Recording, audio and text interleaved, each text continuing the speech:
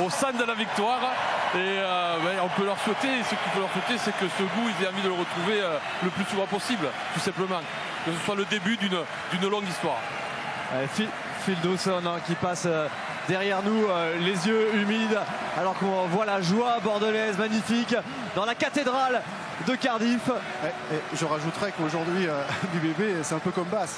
Sans pression, ils ont gagné un titre. C'était ce qui était le plus dur pour eux.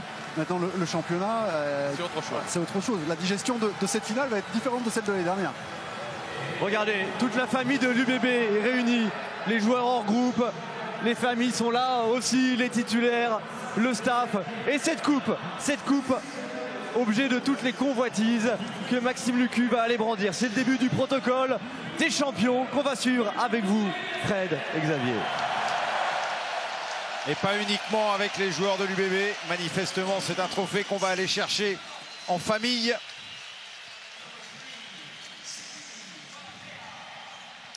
Et à nos amis toulousains, toulonnais, rochelais, brivistes, il va falloir laisser une petite place dans la pièce maintenant. Et des clubs français titrés, le 5e club français titré en Champions Cup. Avec Cazot qui a été monstrueux aujourd'hui. Diaby. Et il y avait ce combat en 3e ligne qui était tellement important. Il a été en touche, l'homme du match sur la touche. Guido Petit avec ce drapeau argentin, lui qui disait qu'on ne marque pas l'histoire d'un club en allant en finale, et il voulait marquer l'histoire de ce club puisqu'il va partir, tout comme Samou. Et pour marquer l'histoire, il faut aller chercher un titre pour être passé il n'y a pas si longtemps au centre d'entraînement de l'UBB. Il y a une grande pièce, une grande salle de réunion. Il manquait une armoire à trophées. Ils attendaient de savoir s'ils allaient gagner un titre, et je pense qu'ils vont aménager un petit peu l'endroit maintenant avec Moefana, avec Deporter qui a été dans tous les combats de l'ombre aujourd'hui, défenseur hors pair. Damien Penaud, plus que jamais Diamant Penaud avec ses 2 essais aujourd'hui. Burros qui n'aura pas joué aussi longtemps qu'il le souhaitait, mais qui repart avec des trophées. Et puis tous ces joueurs qui ont été formés aussi à l'UBB avec Connors à Boniface. Big Ben, que Noël McNamara appelle Skinful Ben, parce qu'il est capable de faire tellement de choses. Et derrière tout ce groupe qui était tellement important avec Vergne derrière, avec Gazzotti, parce qu'il faut aussi gagner ces matchs ici avec Gazzotti, avec le banc. Et Retière qui gagne son 3e titre avec 3 clubs différents, puisqu'il avait été de l'équipe toulousaine sacrée championne d'Europe. Puis c'est le porte-bonheur, Arthur. Puis La Rochelle, et donc maintenant l'UBB. Et ce Sud-Africain qui est arrivé pour apporter de la densité également. Cet homme merveilleux, Maxime Lucu, le capitaine qui attend les bonnes sondes. Et Jeff Poirot.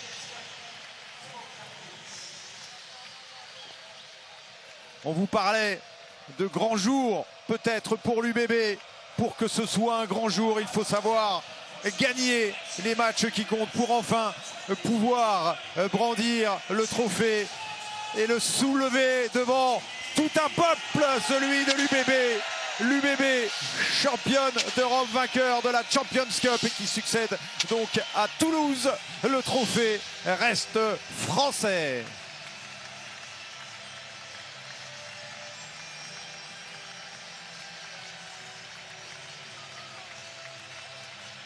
Y a-t-il goût plus savoureux qu'un premier titre, Xavier? Non, ni un premier, ni un deuxième, ni un troisième. C'est toujours des moments particuliers où il y a une émotion qui touche le paroxysme dans la carrière de joueur. On se bat tous pour ça. Peu d'équipes ou de joueurs, malheureusement, sont élus puisqu'il n'en faut qu'un à la fin.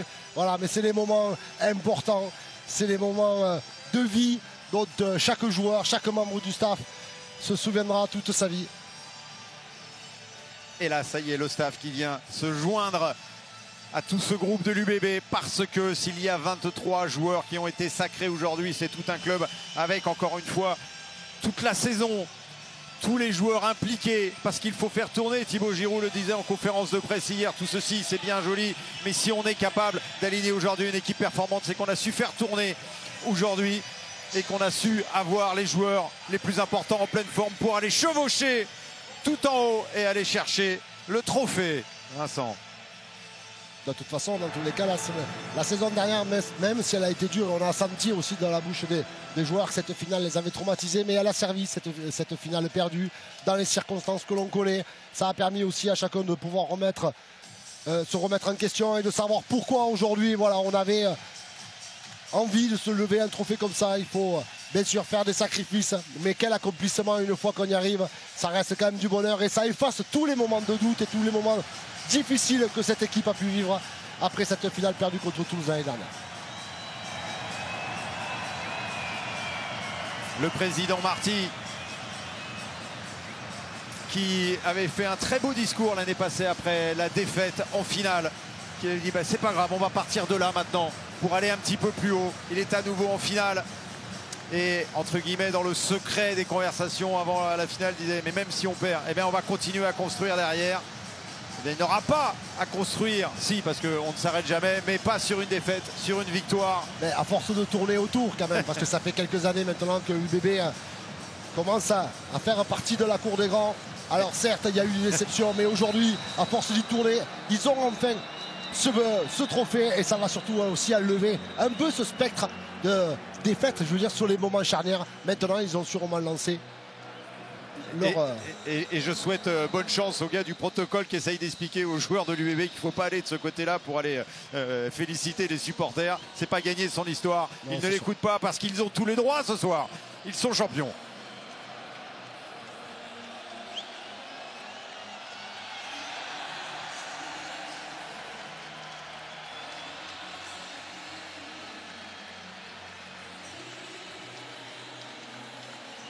Et peut-être que le goût de cette victoire est encore meilleur, est encore plus prononcé parce qu'il y avait eu l'amertume de la défaite en finale du top 14 l'année passée.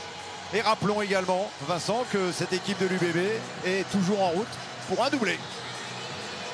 Alors, et on a une pensée pour tout le public bordelais qui fait le plein à Chaban-Delmas, qui a fait de Bordeaux à nouveau une place forte du rugby français. On imagine ça doit être la fête aussi à Bordeaux, au Quinconce.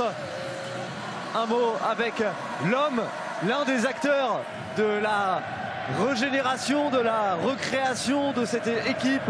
Il y avait le passé glorieux de Bègle, mais l'UBB désormais est sur la carte d'Europe et ça, entre autres, grâce à un homme, c'est Laurent Marty à vos côtés. Laurent. Oh oui, Laurent Marty, il y a une étoile maintenant pour le club, mais il y a des étoiles dans les yeux là. Oui, et dans le cœur beaucoup, parce que ce groupe, ce staff, il mérite tellement qu'on ramène un truc. Et puis nos supporters, ces dizaines et dizaines de milliers de personnes à chaque match à Chaban, il fallait qu'on leur ramène un truc absolument. Vous vous rappelez en 2011, une finale, la dernière finale que vous avez gagnée finalement, c'était la finale d'accession. À ce moment-là, Northampton, ils étaient en finale de Coupe d'Europe. Cette année, c'est vous qui l'a gagné. Oui. Que de chemin parcouru. Oui, et puis vous savez, jusqu'à aujourd'hui, j'ai toujours dit que mon meilleur souvenir rugbystique, c'était la finale de Pro D2. Mais maintenant, c'est celle-là quand même. On y était. Ouais, ah oui, vous y étiez, je sais. Mais ça avait été un grand moment parce que c'était un premier palier. Là, c'est un second palier. J'ai toujours pensé que le premier trophée, c'est le plus dur à obtenir. Ça ne veut pas dire qu'on en gagne derrière. Mais le premier, tu ne peux jamais le voir. C'est ça qui est terrible. Là, vous êtes repassé en mode ambition, là. Il va falloir enchaîner. Oui, parce qu'on a atteint un objectif. Mais ça ne peut pas être un aboutissement. Soit on part en vrille, on ne fait plus rien et on redevient un club moyen. Soit, comme je l'espère, on continue à travailler pour essayer d'avoir d'autres titres. Mais là, ce soir, vous pouvez peut-être un petit peu partir en vrille. Je me suis laissé dire que vous aviez des petits sous-vêtements porte-bonheur. C'est vrai ça ou pas? Je ne l'avais pas mis. Par contre, j'ai mis les chaussettes de l'UBB. Mais on m'avait offert le caleçon des Northampton Saints. Comme on m'avait offert d'autres caleçons par le passé. Et je ne savais plus si ça m'avait porté chance ou pas. Dans le doute, je ne l'ai pas mis. Allez, profitez bien. L'appétit vient en gagnant, évidemment, c'est le cas pour toutes les équipes et c'est désormais le cas pour l'UBB. On attend Yannick Bru qui sera à nos côtés dans quelques instants. Les joueurs qui continuent à vivre pleinement ce succès sur une pelouse mythique du rugby mondial, ce qui ne gâche rien pour un premier titre.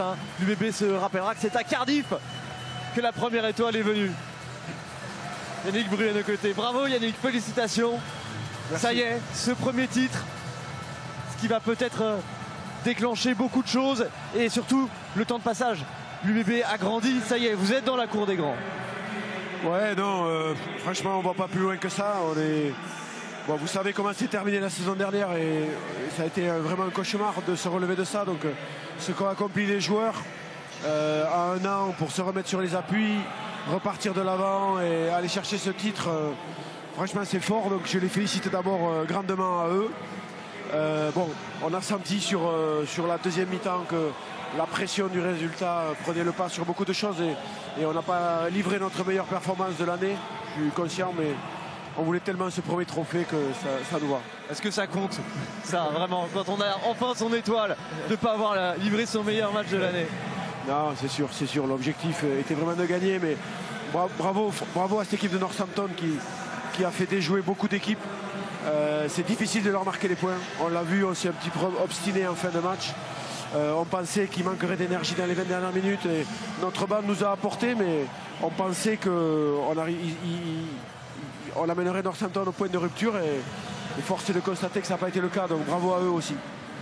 Yannick, est-ce que tu as eu peur à un moment donné, avec toutes les occasions qu'il y a eu, on avait vraiment un sentiment de domination sur la première mi-temps, le fait de manquer toutes ces occasions, est-ce que tu te dis, attention, danger? Oui.